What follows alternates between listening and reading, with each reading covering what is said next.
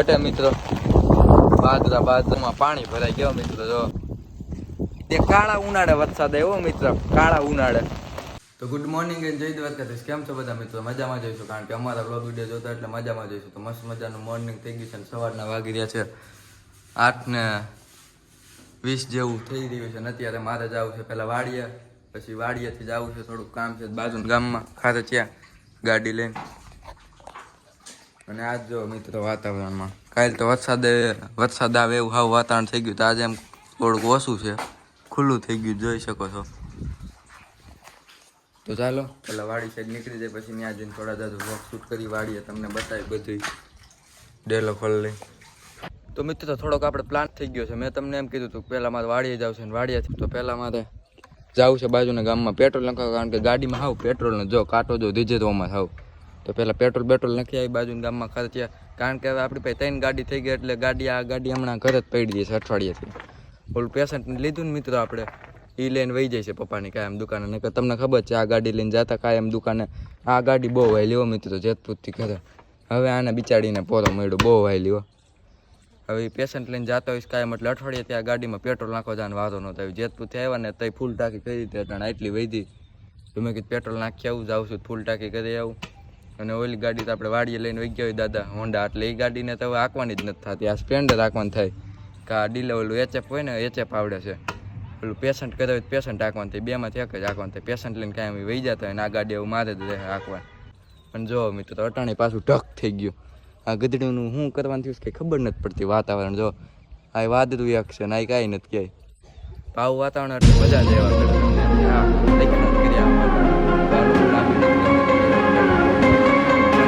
તમને સફર કરાવું.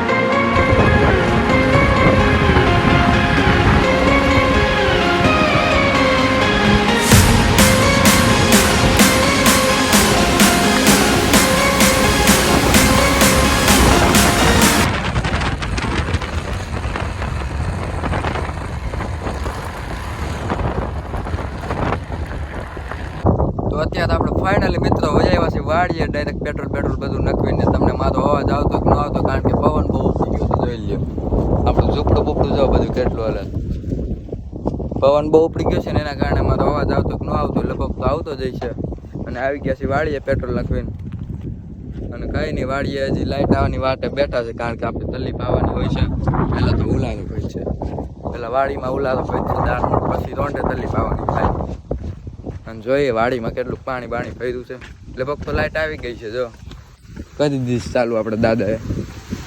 આટલું કંઈક પાણી આવે આપણા દાળમાં. અને ઉલારો લગભગ હવે સમો તમને ફોકસ કરીને દેખાડું. દેખાડો નહીં દેખાય, કારણ કે ઊંડું બહુ વહી ગયું છે. હવે ઊંડા વહી જાય પાણી, ઉનાળો આવી ગયો ને એટલે. આગળ ઉલાતો આજ કાયમ બપોર દાળની મોટર રાખીને પાણી ભરી લેવાનું, પછી બપોર પછી ઉલાતો કાઢી નાખવાનું, એવું કંઈક કરતા હોય છે. અને તલી તો આગલા વ્લોગમાં મેં બતાવી હતી, એવડી તલી છે આપણી કંઈક. અને હજી આપણે આમાં ઊંધું હાંકવાનો વારો નથી આવ્યો, જોઈ લ્યો. મેં તમને આગલા વ્લોગમાં કીધું તો આપણે ઊંધું હાંકવું સામાં.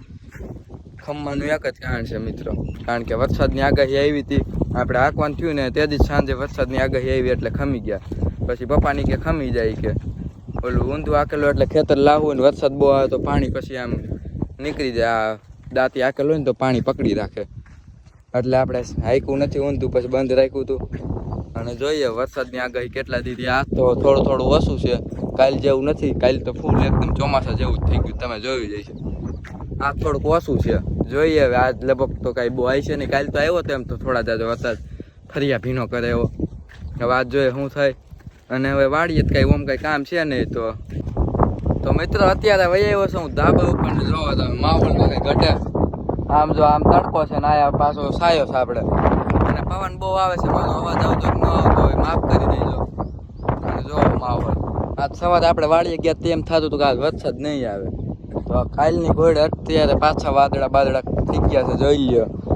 કાલ જેવું વાતાવરણ હતું ને એવું થવા માંડ્યું છે ત્યારે પાછું. અને આવું વાતાવરણ એટલે મજા એમાં આવો મિત્રો, તડકો લાગે ને મજા. અને આ મસ્તીનો લુક આવે તમને કેમેરામાં એટલો બધો નહીં ફોકસ થતું હોય. જો આમ ધારે કેટલો તડકો થાય તો મજા આવે. મસ્તીનું લાગો મિત્રો, કંઈ ઘટે નહીં. અને આ જોઈ લ્યો શું લાગે છે, આવી શકે નહીં આ વરસાદ, કમેન્ટ કરી દો. અને વાદળ એમ અંધારા છો, કંઈ ઘટે નહીં, જોઈ લો. અને હવે અમે જમી લઈ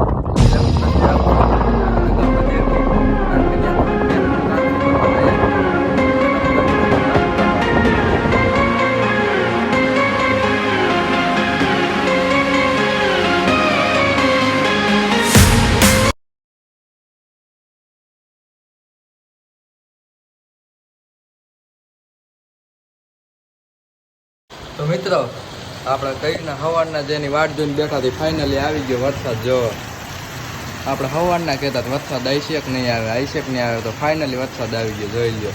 અને વરસાદ એમાં જો મિત્રો મોટા સાથે જો હવે જોઈએ કેટલી ઘડી આવે છે. હજી હું સૂતો હતો, વરસાદ આવે એટલે સીધો ઉઠાડો, મોટું ધોવાની વારો ન થાય, ડાયરેક્ટ મેં ક્લિપ જ લીધી.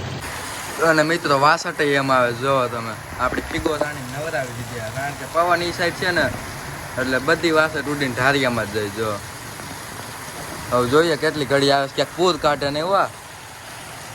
તમને આમથી હરખાઈ નહીં દેખાણો કેવો વરસાદ આવે, તમને અહીંથી બતાવો, અહીંથી જોવો તો તમે વરસાદ કેવો આવે છે. આમ ઝૂમ કરું છું, સામે ખેતરમાં જો પાણી ભરાઈ ગયા અને આયા જોઈ ગયો.